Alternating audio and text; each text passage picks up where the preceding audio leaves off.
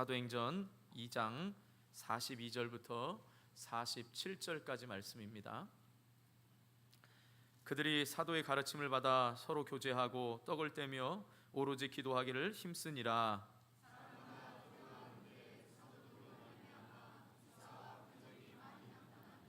믿는 사람들이 다 함께 있어 모든 물건을 서로 통용하고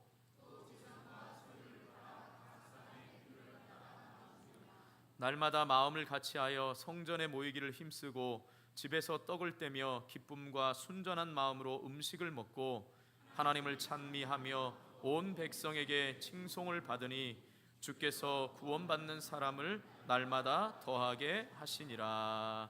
아멘. 우리 옆에 분들 이렇게 축복하면서 인사하겠습니다. 성령 충만한 교회가 되도록 기도해 주시기 바랍니다. 네, 이제 긴 축복도 참 잘하십니다. 한 번 더 축복하겠습니다. 칭송받는 교회가 되도록 좋은 성도가 되시기 바랍니다.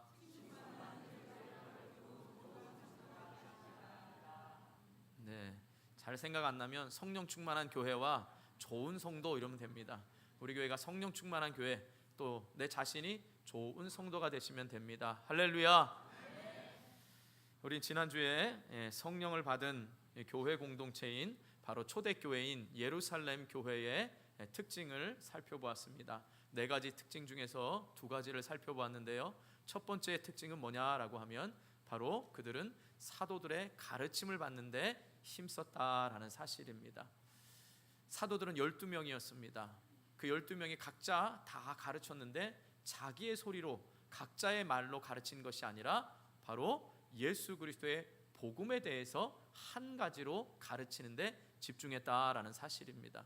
그래서 예수님의 생애와 예수님의 십자가의 죽으심과 부활하심, 바로 예수님에 대해서 사도들은 한 목소리로 가르치는 것을 전념했습니다.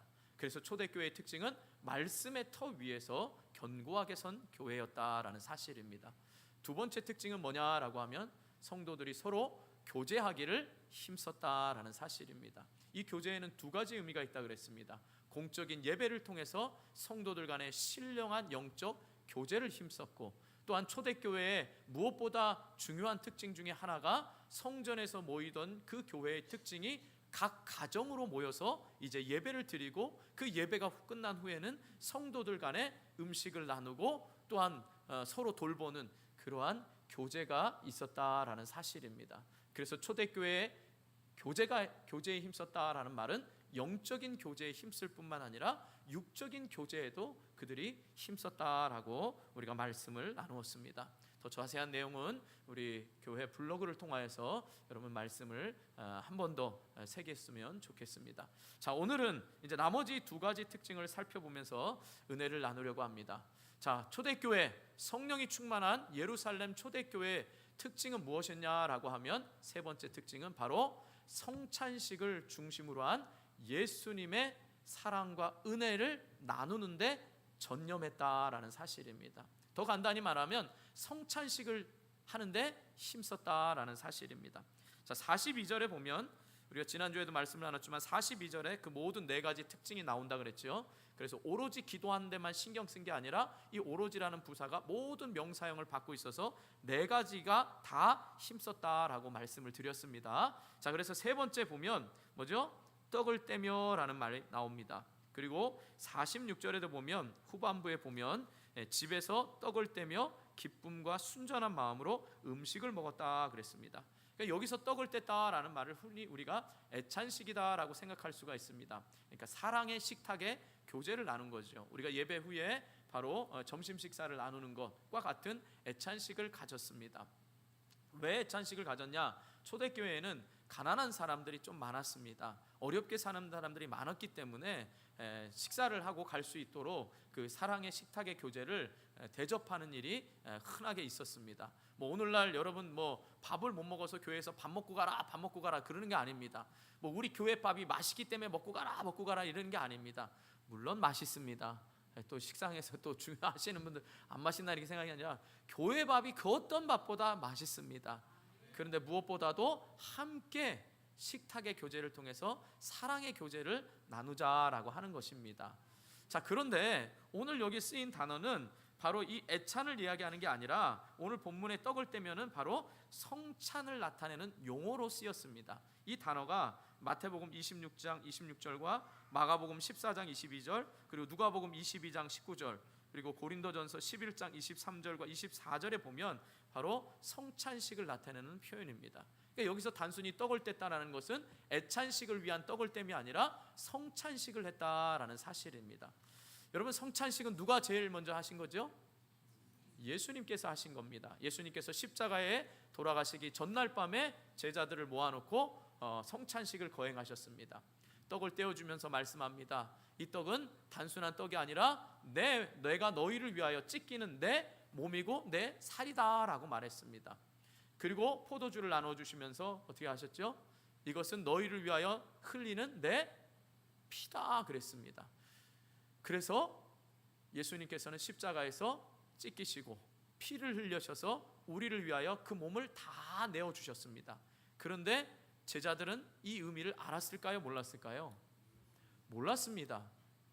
그렇기 때문에 이것에 대해서 전혀 인식을 못하다가 예수님이 부활하시고 40일 동안 계시고 승천하시면서야 비로소 제자들이 깨닫게 되었습니다. 그리고 이것을 깨닫게 된 것도 단순히 예수님이 살아계신 걸 보고 깨달은 게 아니라 성령이, 진리의 영이 깨닫게 하셨기 때문에 오순절 다락방에서 예수님이 왜 우리를 위하여 십자가에 죽으셨고 왜 부활하셨고 우리가 해야 될 일이 무엇인지를 비로소 깨닫게 될 때 그들은 성령이 충만해졌습니다. 자, 그런데 초대교회 보세요. 이제 그런 성령의 충만함을 받자 사람들이 어떤 일이 일어났죠? 오순절에 모였을 때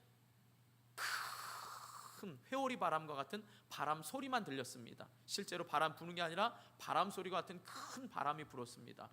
그러면서 어떤 일이 일어났냐면 한 번도 다른 나라 말을 배워보지 않은 이 갈릴리 사람들인 이 제자들이 오순절에 각자 흩어진 약 15개 이상의 나라에서 온 사람들의 그 나라 방언으로 다른 나라의 말로 지금 복음을 전하는 겁니다. 그러니까 사람들이 깜짝 놀랍니다. 그런데 더러는 야, 니들이 술 취해서 그렇구나 이렇게 말을 합니다. 그때 베드로가 일어나서 지금 오전 9시입니다. 그런데 우리가 아침부터 술을 마실 리가 없고 오순절 때에는 보통 금식을 하는 게 습관인데 우리가 술 취해서 그런 게 아닙니다. 바로 이 성령은 이미 요엘 선지자 때부터 약속한 성령을 우리에게 부어주셨고 그리고 우리가 성령이 충만하여서 바로 이렇게 말하는 것은 바로 로마의 힘을 빌려서 예수님을 죽인 바로 당신들이 예수님을 죽인 그 예수님이 부활하셨기 때문입니다 라고 지금 베드로가 설교를 합니다. 이 설교를 듣고 이 유대인들은 어떻게 합니까? 가슴을 치면서 심령의 찔림을, 정확한 원어의 표현은 심장이 후벼 파는 것과 같은 성령의 찔림을 받고 우리가 어떻게 해야 하나, 우리가 어찌해야 할까라고 그들의 심령의 상태를 고백합니다. 그때 베드로가 말하죠. 회개하라고, 삶의 방향을 돌이켜라 라고 말하고 그 다음엔 세례를 받고 당신들이 그리스도인임을 당당하게 말하십시오 라고 이렇게 말을 합니다. 자, 그러자 그 말씀에 깨닫고 회개하고서 세례를 받고 그리스도인이 되는 사람의 수가 3,000명, 5,000명이나 늘어났습니다. 자, 이런 상황 가운데 이제 예수님을 믿게 됐습니다. 유대인에서 그리스도인이 된 겁니다. 이방인에서 그리스도인이 됩니다. 여러분, 유대인에서 그리스도인이 되고 이방인에서 그리스도인이 됐다는 게 오늘 저와 여러분이 그리스도인이 된 것처럼 쉽게 생각하면 안 됩니다. 여러분, 유대인 중에 유대인, 히브리인 중에 히브리인이었던 바울이 예수님을 만나고 그리스도인이 된 다음에 유대인들로부터 끊임없이 핍박을 받았습니다. 돌에 맞아 죽을 뻔도 했고 채찍에 40의 감한매를 4번이나 만들 정도로 핍박을 받았습니다. 그런 엄청난 핍박과 고통을 감수해야만 되는 것이 그리스도인이 된다는 겁니다. 그런데 그 그리스도인이 됐습니다. 예배당 안에서만 예배를 드린 것이 아니라 각 가정마다, 오늘 말씀에 보면 하우스 투 하우스, 그래서 각 가정마다 지금 다니면서 예배를 드리고 성찬식을 했습니다.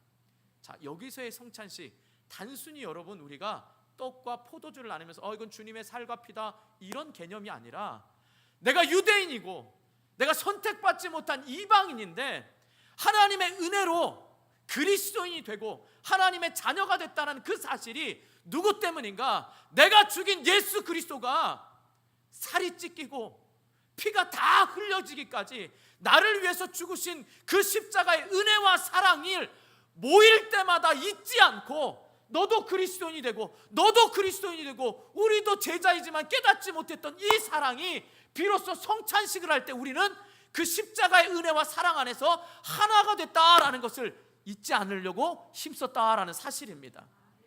당시에 이것을 보고 로마인들은 식인종, 잔인한 사람들이라 그랬습니다. 그리스도인들을 향하여서. 왜요? 저들은 피를 마신다, 저들은 사람의 살을 먹는다, 이렇게 착각하고 핍박했던 겁니다. 여러분, 그렇다면 오늘날 저와 여러분에게 있어서 성찬식은 우린 부족하지만 1년에 2번 합니다. 종교개혁자 칼빈은 할 수 있으면 매주 하는 게 좋다 그랬습니다. 그래서 어느 교단들은 한 달에 한 번씩 합니다.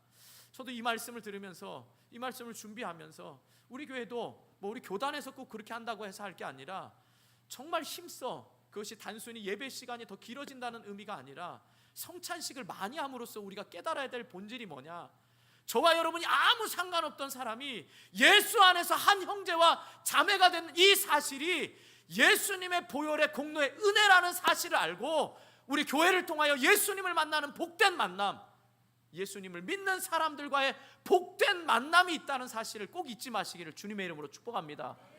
제가 한번 묻겠습니다. 여러분 한번 주변을 한번 보세요. 앞뒤 좌우 한번 보세요.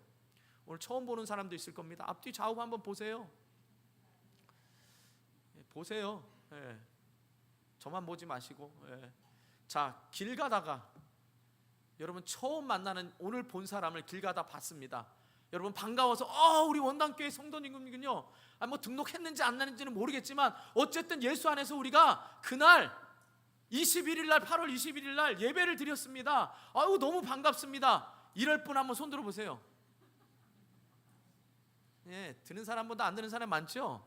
대부분 어떻게, 나 아는 척 할까 봐 그냥 쓱 지나가고. 왜 그러세요? 잘못 보셨어요. 여러분 그 마음 느끼십니까? 그게 우리 성도가 아니라 어느 누군가가 그리스도인이라고 당당히 말하면 저의 삶이 비그리스도인에서 그리스도인이 돼서 이 땅에서의 사는 삶이 얼마나 힘든 줄 알아서 그가 그리스도인으로서 살아가고 있다는 그 자체가 예수의 보혈과 그 핏값으로 만난 그 사랑이라는 걸 느끼며 여러분 감사할 수 있겠습니까? 그렇다면 여러분, 저와 여러분이 만나는 그리스도인들, 저와 여러분이 어느 현장에서 꼭 원당교회 예배당이 아니라도 여러분이 상황이 있고 사정이 있어서 멀리 다른 교회에서 예배를 드리더라도 그 안에 임재하시는 하나님의 은혜로 있음을 여러분 꼭 기억할 수 있기를 축복합니다. 그것이 성찬식이 아니어도, 물론 성찬식 제가 노력하고 힘쓸 겁니다. 그것이 하나님이 원하시는 거기 때문에. 그렇지 않을지라도 저와 여러분이 성찬식을 통하여 예수 그리스도 안에서 하나가 됐다는 이 사실이 초대교회에는 너무나 뼈저리게 감사하고 은혜였다라는 사실입니다. 오늘 저와 여러분은 너무나 자연스럽게 그냥 교회에 오면 누구나 환영하고, 뭐 예수님을 그저 구주로 고백한, 제가 그걸 단순히 비하하는 거 아닙니다. 예수님을 고백하고 그의 삶의 변화는 없어도 그저 세례만 받으면 다 성찬식에 참여할 수 있는 이런 환경의 배경이 아니라, 예수 믿는다고 하면 어떠한 고통과 사자밥이 될지 모르는 그 상황 가운데 우리가 한 형제가 자매가 됐다는 그 사실, 유대인이 생각할 때는 개만도 못한 이방인들이 하나가 되고, 도저히 예수를 안 믿을 것 같은 유대인들이 예수를 믿게 되고, 예수님이 십자가에 죽기 전까지 도저히 그 십자가의 은혜를 깨닫지 못했던 제자들이 그 은혜를 깨닫고 난 다음에 이 예수님의 사랑과 은혜를 잊지 않으려고 모일 때마다 성찬식을 통하여 예수 그리스도의 은혜와 사랑을 경험했다라는 사실입니다. 사랑하는 성도 여러분, 우리는 예수 안에서 이 예배를 드릴 때마다 이 사랑과 은혜를 감사할 수 있기를 주님의 이름으로 축복합니다. 그래서 우리 자신이 그리스도인이라는 걸 말할 때 다른 사람도 우리가 그리스도인이라는 걸 부끄럽게 여기지 아니하며 믿음 안에서 한 형제 자매 된 것을 기쁘게 여길 수 있기를 축복합니다.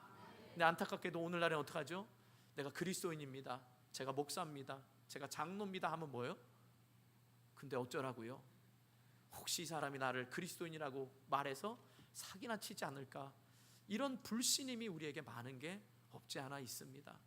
사랑하는 성도 여러분, 저와 여러분이 예수 안에서 이렇게 만나게 된 것, 오늘 예배를 함께 할 수 있는 것, 이 모든 게 예수 그리스도의 보혈의 공로와 은혜와 사랑이라는 사실을 잊지 마시고, 여러분이 어디서 예수님을 믿는 사람을 만나든지 어디서 예배하든지 그 은혜와 사랑을 꼭 기억할 수 있기를 주님의 이름으로 축복합니다.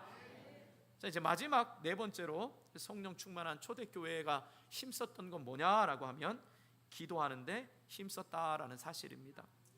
42절 하반절에 보면 기도하기를 힘쓰니다라고 말씀합니다. 이 초대교회가 역동성을 가질 수 있었던 건 바로 기도가 뒷받침이 됐기 때문입니다. 이러한 사실은 사도행전 곳곳에 보면 얼마나 이 사도행전의 초대교회가 그리고 사도들이, 그리스도인들이 기도하기를 힘썼는지를 잘 말씀해주고 있습니다.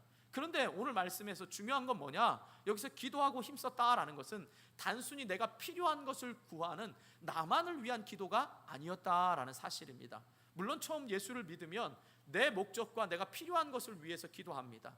그러나 예수를 믿고 형제 안에서 교제하고 말씀의 기초 위에 있다 보면 나만을 위한 기도가 아니라 다른 사람을 위한 기도에 힘쓰게 된다라는 사실입니다.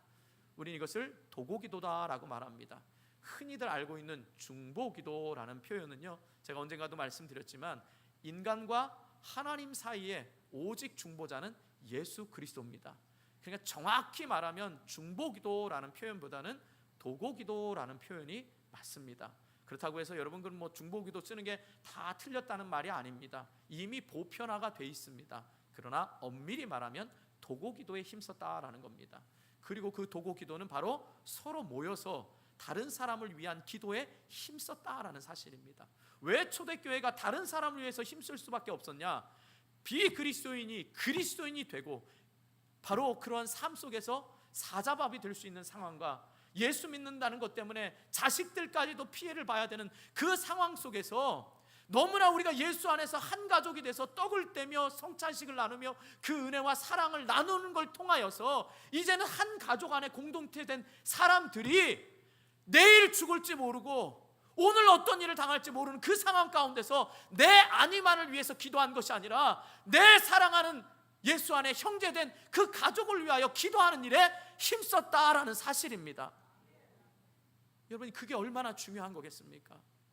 여러분, 오늘날 기도가 어떻습니까? 여러분들의 기도는 나만을 위한 기도입니까? 아니면 다른 사람을 위한 기도입니까?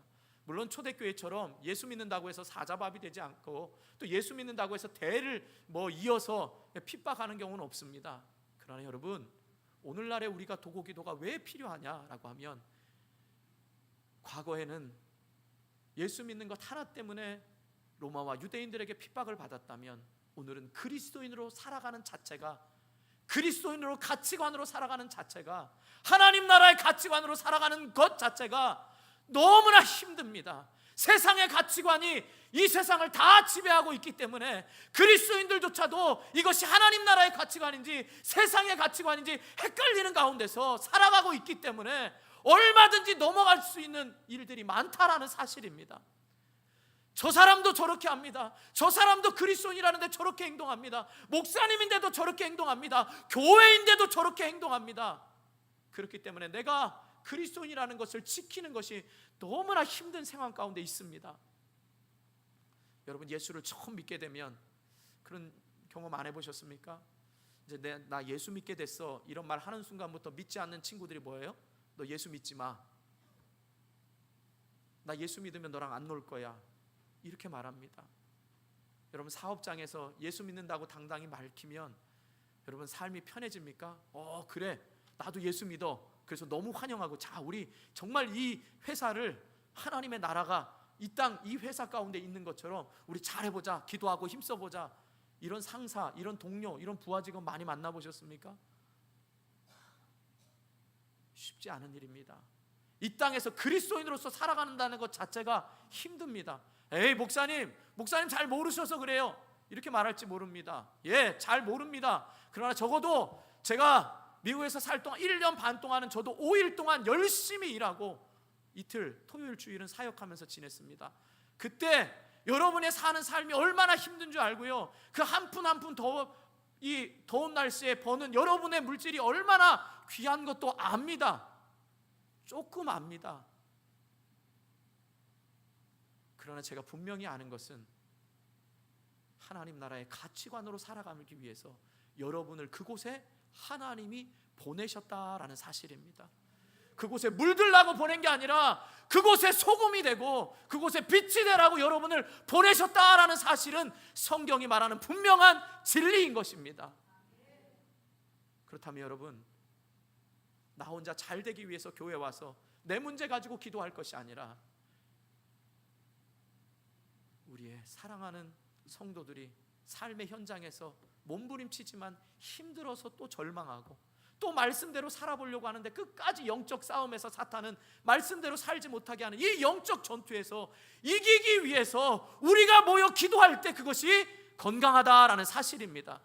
그래서 우리가 지난주에 살펴봤잖아요.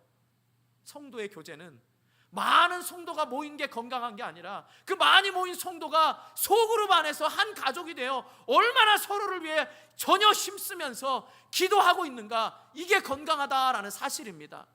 내 문제가 너무 어려워요. 현대인들이 너무 어려운 이 고민을 누구에게 말을 못합니다. 예수를 처음 믿는데 어떻게 하는 것이 예수를 잘 믿는 건지도 모릅니다. 예수 믿는 것 때문에 몸부림치고 싸우고 있는데 아무도 안내를 안 해주고요, 아무도 기도할 곳이 없어요. 누가 해줘야 됩니까? 누가 기도를 해줘야 됩니까? 믿음 안에 한 형제 된 우리 가족, 도저히 구원받을 자격이 없는 나 때문에 예수님이 죽으셨잖아요. 나 때문에 죽으신 예수님이 내가 먼저 예수를 믿어서 그 상황을 경험했기에, 그 상황 가운데 말씀대로 살아가는 승리를 경험했기에 그를 위하여 기도해주고, 당신 힘으로는 안 되니까 내가 기도해줄게, 당신 힘으로는 어려우니까 내가 도와주면서 그거 싸워서 이기라고 기도해줄게라는 우리의 가족들, 우리의 형제들이 많아야 우리 교회는 건강한 겁니다. 사랑하는 성도 여러분, 여러분 가정에 어려운 일 당하면요, 형제가 없고 자녀가 없으면 제가 그 다녀보면 장례든 결혼이든 믿음의 형제들 많은 게 좋습니다. 애경사에 가족이 많다는 건 좋은 일입니다. 근데 저는 묻고 싶습니다. 여러분 가정에 축하할 일이나 여러분 가정에 어려운 일이 있을 때 믿음의 성도가 도대체 얼만큼 여러분들을 같이 슬퍼하고 같이 축하해 줄 성도가 얼마나 있는지를 한번 여러분 고민해 보시기 바랍니다. 더더욱이 여러분의 기도 문제를 가지고 기도해 줄 수 있는 사람이 얼마나 되는지를 한번 생각해 보시기 바랍니다. 나는 기도해 주지 않으면서 나는 어려운 상황 가운데 기도해 달라고 말할 수 있는 사람이 얼마나 되는지. 사랑하는 성도 여러분, 초대교회가 기도에 힘쓴 건 내 문제에 얽매여서 기도한 게 아니라 바로 이런 형제 자매의 이 어려운 문제를 위하여 전혀의 기도에 힘썼다라는 사실을 꼭 깨달을 수 있기를 주님의 이름으로 축복합니다. 그렇기 때문에 교회 일을 남 일처럼 생각하지 마시고 여러분 꼭 함께 느끼시고 기도해야 되는 겁니다. 여기서 또 우리가 간과해서 안 될 사실이 있습니다. 그건 뭐냐? 초대교회 성도들 자신들은 성령이 충만해서 내가 그리스도인답게 합당한 삶을 살기 위한 성령 충만이 전제된 삶에서 다른 사람을 위하여 기도했다라는 사실입니다. 내가 성령 충만해서 내가 그리스도 안에서 어떤 은혜를 입었는지를 성령 충만해서 깨닫지 못한 상태에서 다른 사람을 위하여 기도할 수 있는 마음이 없습니다. 여러분 예수님을 만나지 않고는요, 예수님을 인격적으로 만나지 않고는 예수 믿는 게 힘들다는 걸 말을 못합니다. 예수님을 인격적으로 만난 사람만이 제자로 사는 게 얼마나 힘든지를 알기 때문에 다른 사람을 위하여 기도할 수 있다라는 사실입니다. 그러므로 초대교회 성도들은 먼저 자신들이 성령이 충만하여서 그리스도인의 삶에 합당한 삶을 살기 위해서 기도했고, 또 그러한 삶을 살고자 노력하는 많은 사람들을 위해서 기도하기를 힘썼다라는 사실입니다. 사랑하는 성도 여러분, 저와 여러분들도 기도하기는 예배 때마다 우리 자신의 성령 충만을 위해서 기도하시고, 흩어지면 믿음의 형제들을 위하여 기도하기를 힘써서 우리 교회에는 나를 위해 기도하는 가족이 많아서 내 삶의 어려운 부분이 간증이 되고 오히려 하나님의 축복이 되었다라는 이 간증이 넘쳐날 수 있기를 주님의 이름으로 축원합니다. 그럴 때 우리 교회가 좋은 교회가 되는 겁니다. 자, 이상의 네 가지를 여러 번 살펴보았습니다. 흥미로운 건 뭐냐? 초대교회가 이 네 가지에 힘쓰더니 자연스럽게 나타나는 현상이 있었다라는 사실입니다. 자, 그것이 43절 한번 읽어보겠습니다. 43절 시작.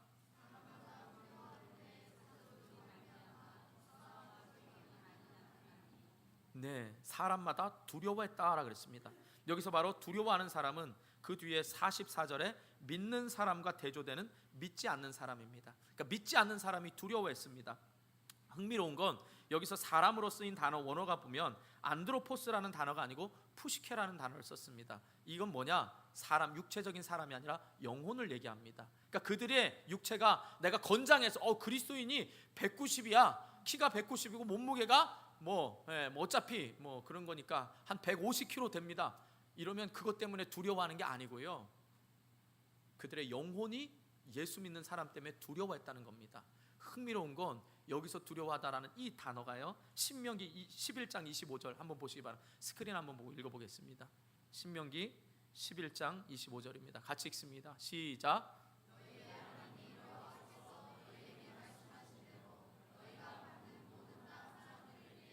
너희를 두려워하고 무서워하고 너희는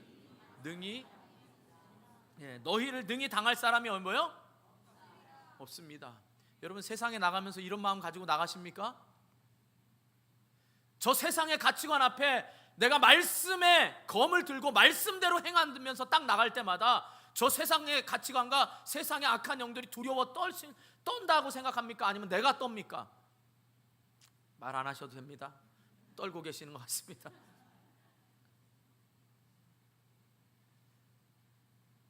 여기서의 두려움은 하나님이 함께 하시기 때문에 이방이 두려워하는 겁니다. 우리가 이 네 가지를 힘쓸 때에 우리와 함께 하시는 하나님, 함께 하시는 하나님으로 인하여서 저 이방 사람들이 두려워 떨었다라는 사실입니다. 근데 그 함께 하심이 어떻게 나타났냐? 기사와 표적이라고 말씀했는데 그것이 47절에는 또 이렇게 말씀합니다. 47절 한번 읽어보겠습니다. 우리 사도행전입니다. 2장 47절 같이 읽습니다. 시작.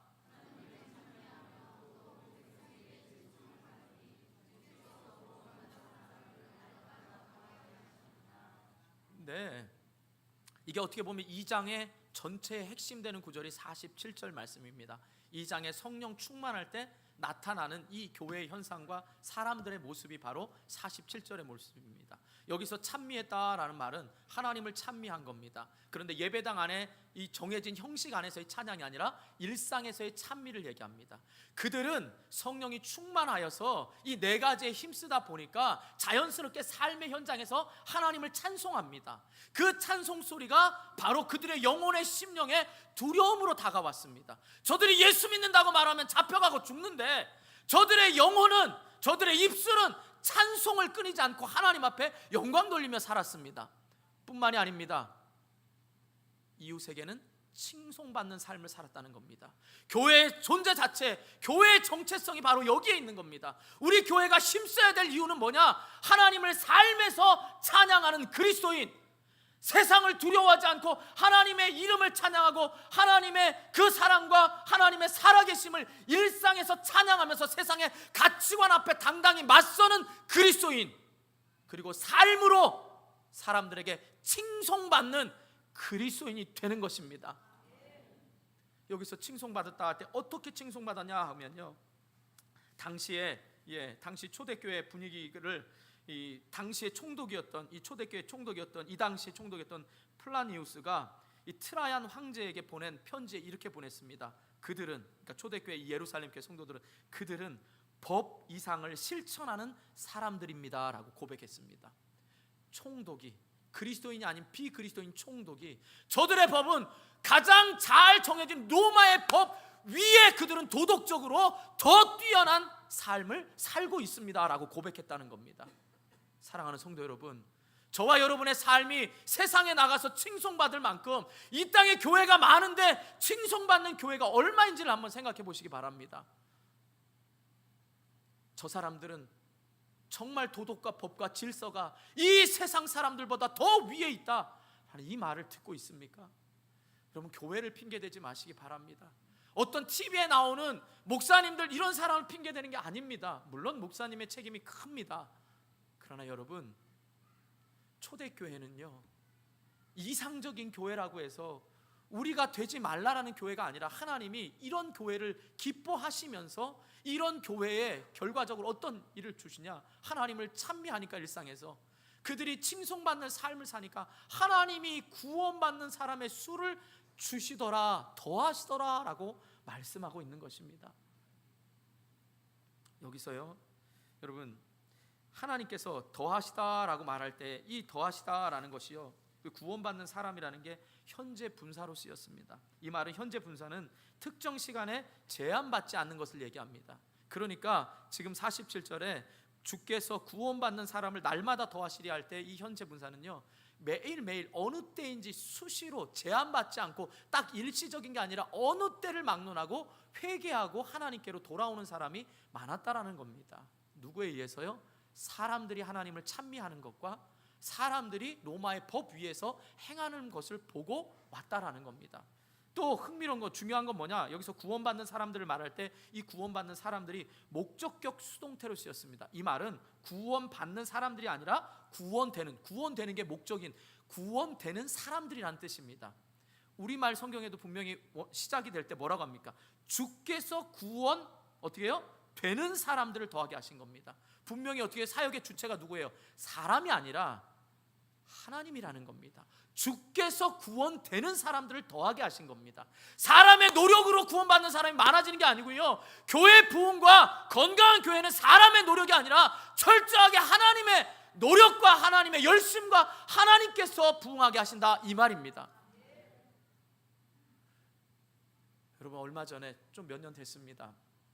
고 오카는 목사님의 아들이신 분이 책을 썼는데 마케팅에 물든 기독교이라는 책을 썼습니다. 오늘날 기독교가 세상 사람들이 하는 것처럼 마케팅으로 교회를 부흥시키려고 합니다.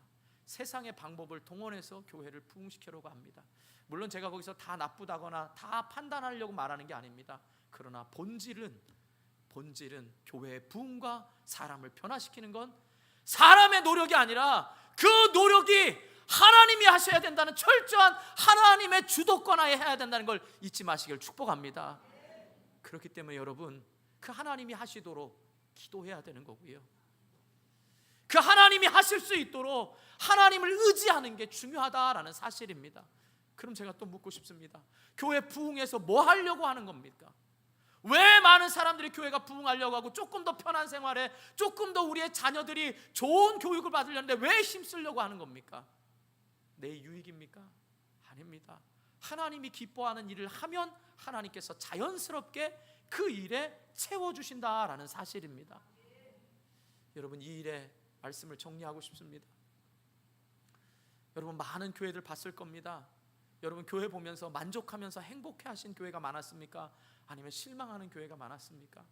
실망한 교회를 많이 봤다면, 여러분, 그 볼 때마다 그 현장에 여러분이 있었다면 그게 여러분과 저를 향한 사명인 것을 꼭 깨달아야 됩니다.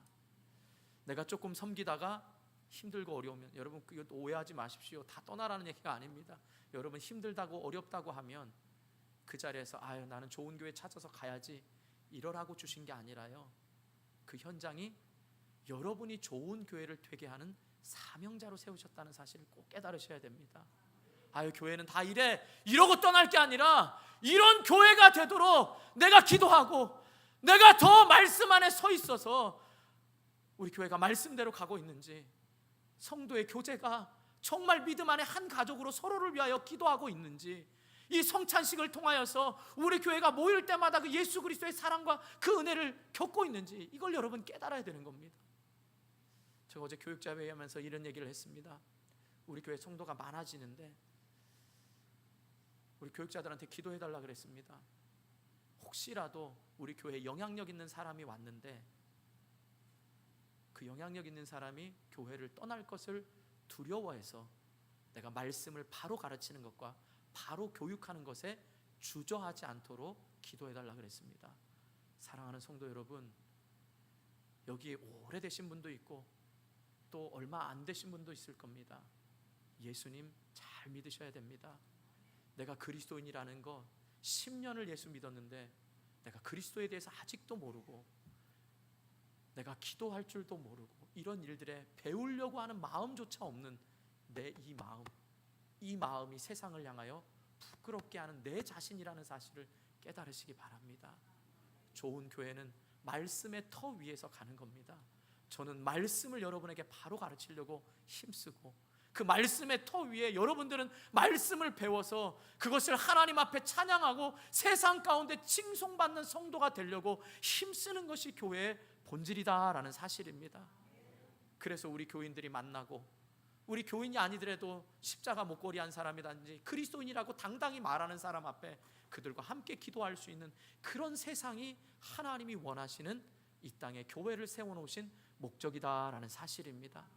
그러니까 교회가 작아지고 커지고 이게 아니라 교회가 영향력이 있느냐 없느냐가 더 중요한 것입니다. 인간적인 영향력이 아니라 하나님의 영향력을 가지고 예배 드릴 때마다 살아계신 하나님, 나를 위하여 십자가에 죽으시고 부활하신 그 예수님을 만나기 위해서 얼마나 몸부림치고 있느냐가 더 중요하다라는 사실입니다. 여러분, 이 주님을 만났다면, 내가 우리 교회의 일원이라면 교회가 하는 일, 하나님이 하시는 일로 알고 여러분들이 맡겨진 곳에 사명 감당하시기를 주님의 이름으로 축복합니다. 제가 계속해서 강조하는 게 있습니다. 그건 저의 강조가 아니라 하나님이 원하시는 겁니다. 우리 정말 수원에서 오시는 분도 있고요, 용인에서 오시는 분도 있습니다. 여러분, 그분들 때문에라도, 그분들의 봉사하고 수고하는 것 때문에라도 여러분들 우리의 신앙생활이 편한 것 가지고 부끄럽지 않기를 바랍니다.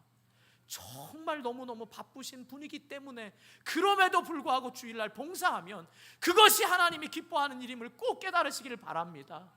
그렇기 때문에 우리 교회가 좋은 교회라는 것이 우리 자신의 잔치로 끝나지 말고 세상 사람들이 인정하며 칭송받는 교회가 될 수 있도록 저와 여러분이 힘쓸 수 있기를 주님의 이름으로 축원합니다. 기도하겠습니다. 우리 말씀 생각하면서 기도하겠습니다. 하나님, 그동안 나는 좋은 교회를 다니려고 힘썼습니다. 그러나 내가 좋은 성도인지를 생각하게 해달라고. 내가 그리스도인이라고 말하면서 예수 그리스도를 배우는 일에는 굉장히 등한시하고, 또 내가 아는 지식이 다인 것처럼 그렇게 교만한 가운데 있었던 모습들, 내가 다른 사람을 위하여 기도하면서 내가 알고 있는 사람만 많이 기도한다고 하고 실제로 한 가족이 된 원당교회 공동체를 위해서 얼마나 기도 제목을 알고 있는지, 얼마나 기도를 하고 있는지, 그게 내 모습입니다. 그러면 우리 원당교회가 얼마나 아름다운 공동체가 되도록 여러분 교회를 위해서 기도하십니까? 예수를 처음 믿은 사람이 예배를 통하여서 예수님을 만날 수 있도록 여러분 주일날 일찍 오셔서 우리 믿음방에서 기도하는 분들, 여러분 외부에서 오신 권사님이나 우리 교회에서 기도하시는 분들은요, 꼭 9시 반부터 10시 반까지 믿음방에서 기도하셔야 됩니다. 주일 예배를 위해서 기도하셔야 됩니다. 주일날 기도하는 사람이 제일 많아야 됩니다. 저의 말씀의 능력, 제 개인의 능력이 아니라 하나님이 하셔야 합니다. 그러려면 기도하셔야 합니다. 우리 교회가 성령 충만한 교회, 우리 성도가 좋은 성도가 될 수 있도록 여러분 말씀 생각하면서 주님 한번 부르고 간절히 기도하도록 하겠습니다.